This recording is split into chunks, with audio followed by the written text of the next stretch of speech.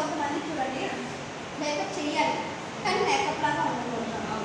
Foundation వాడితే అందరి స్కిన్కి సెట్ అవ్వదు, మనం ఒకసారి ఇంకా డార్క్గా కనిపించినప్పుడు. బట్ ప్రైమర్ ఏంటంటే మనం ఏదైతే